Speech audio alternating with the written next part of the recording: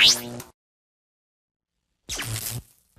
guys, and welcome to episode 11 of my Race to Division 1. I'm fifav1ck, and today we are talking about Newcastle, who have had an amazing season. You cannot take anything away from them. If you said to any Newcastle fan at the start of the season, when Pardew was a new manager at the club, you'll be fighting for a Champions League place this season, nobody at all would have believed you. But Newcastle's starting 11 is currently superb. It really is up there. Cabaye and Toyote are as good a combination in the middle as Parker and Modric. You know, for me, I think they really have performed as well as those two. Tottenham, actually, they have more bodies helping out in midfield as well than Newcastle. Newcastle have been going 4-3-3 or 4-4-2 all season, and credit to them.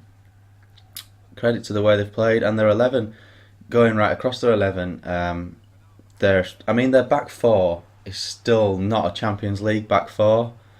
There's no point in denying they have way overachieved that back four. They're young lads though, so they will get better and better. But they need two defenders in there. But they're players. Ben Arfa, anyone who plays FIFA loves Ben Arfa anyway. FIFA seemed to know of the talent that Ben Arfa had before Newcastle did. Really, he's an incredibly skillful player. He looks perfect. He's really skillful. And Gutierrez on the left is a hard worker, and they've got this Senegalese strike partnership of Cisse and Ba, and they are just on fire. They complement each other really well. Apparently they talk in their own dialects and languages to full defenders when they're when they're playing the ball between each other. I mean, that is just perfect chemistry. To come to England and to bring a friend from your home nation like that, it's just it's the perfect combination. It must have just been the icing on the cake when the Newcastle scouts realised he's also Senegalese. Apparently they'd been monitoring Cisse for years, the Newcastle scouting team, and apparently Man City's as well. But there was problems with his passport up to recently or something, so that's why he came available in this window, I think. And a lot of people are surprised at £10 million, but who would you want? Andy Carroll for 35 or Cisse for 10? I know it's a bit cheap to say that, but I think 10 million will turn out to be a bargain for the fella. He looks to have the full package.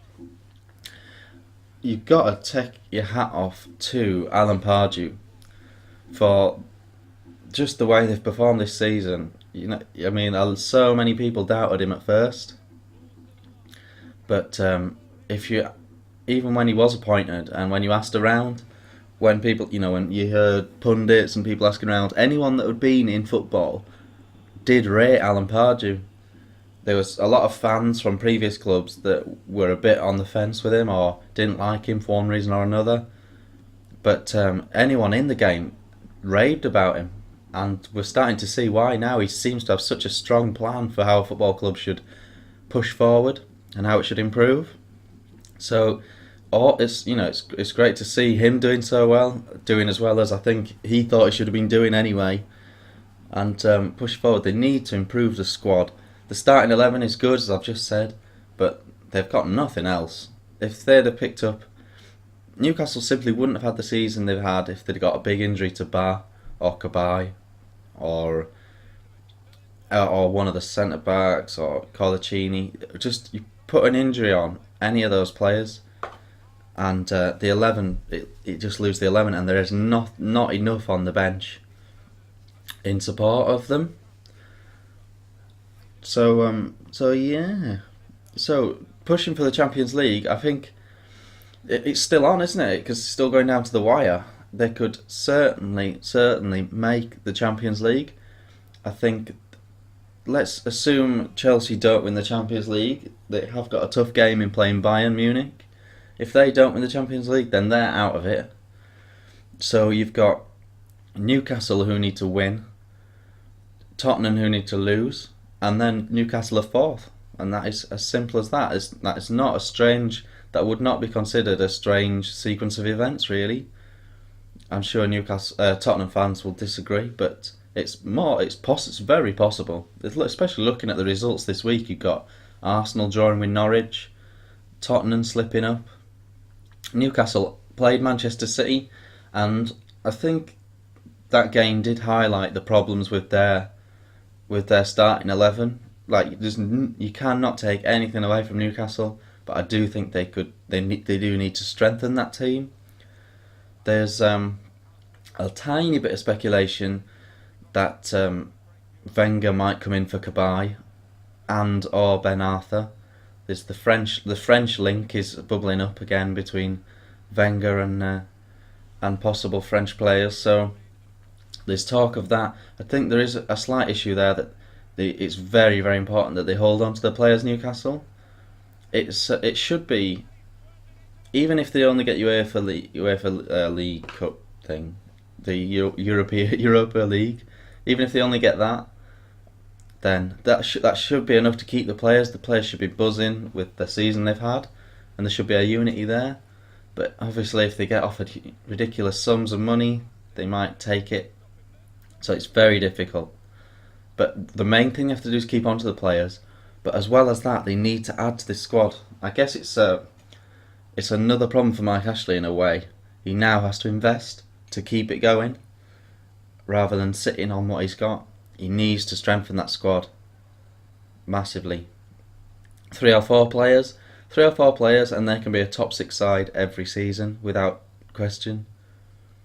But if they lose one of this current starting 11, and they don't replace that person, then they won't have this season again.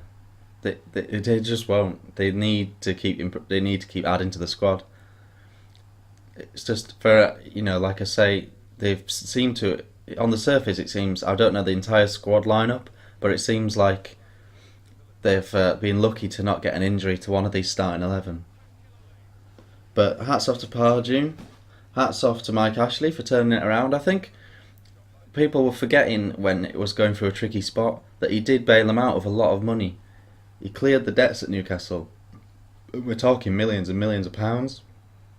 So, yeah, and it did go bad, and he did make some bad decisions, and he's admitted to that. But it's looking a lot better for him now. He's turned it around, and everyone needs to get behind him, I guess.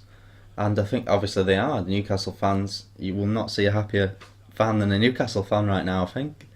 So hats off to Newcastle. See you in the next episode, guys. Bye.